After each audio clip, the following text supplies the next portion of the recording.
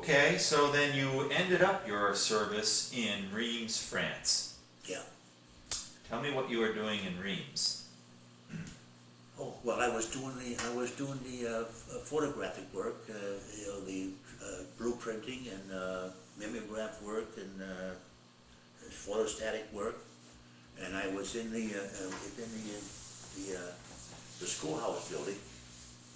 The schoolhouse building where the Germans capitulated, where they signed the contract, or The surrender. the surrender. That was May 7th, 1945. Yeah.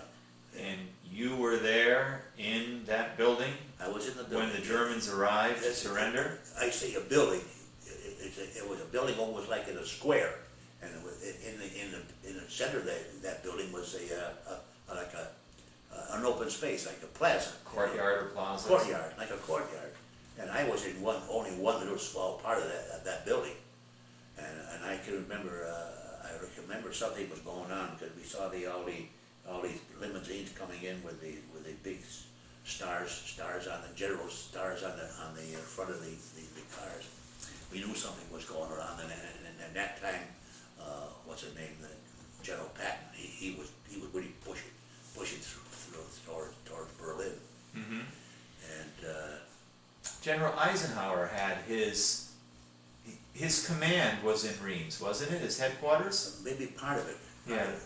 Part of it, but I think he was more in Paris. He had his main. I think, I'm not sure if they did, Mm-hmm. but I know our headquarters was in Reims for quite a while.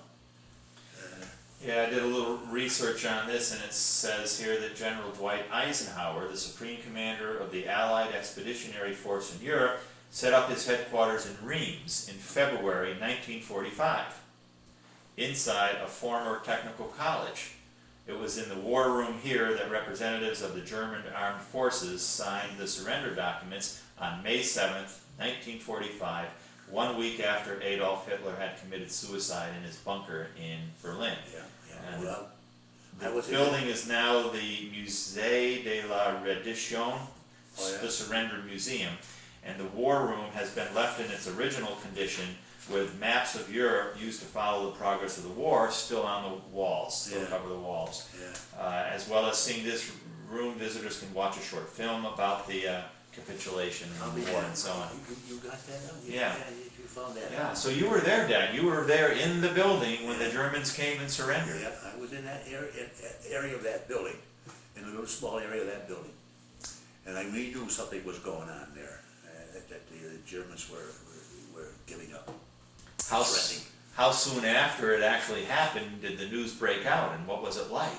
Oh, phew, the paper come out with big headlines, you know, German capitulated, something like that, was a big thing. And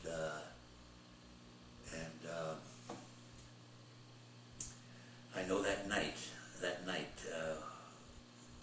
all the soldiers in the area, they were in this plaza, and here comes a piano. And some guy brings in I don't know how they got the piano, but they brought it in that square, and this guy was playing a piano, and all the Americans and all the French girls were there. We were dancing and singing and having and drinking. We had one hell of a good time. I'll bet. Oh man, that was something. Yeah, and then there was German prisoners too. I guess they were done. They were done. You know, they were there. They were in that same square. I remember. Yeah. So. Do you have pictures of Reims, France? I don't know if I have some or not, Jim. Probably would be towards the back of your book. Yeah. I think you said you did have some in there, Dad. We can make copies of all of those for you too. Oh, yeah. You don't have a copy. Do you have a picture of the building in which the Germans surrendered? No, no, I don't. Okay. I don't. All right. So then you stayed in Reims, France, Dad, after the surrender for a while. Yeah. Well, then I was waiting. To be shipped back home. Mm-hmm. Yeah, ready to be shipped back home, Dave. It was over. Then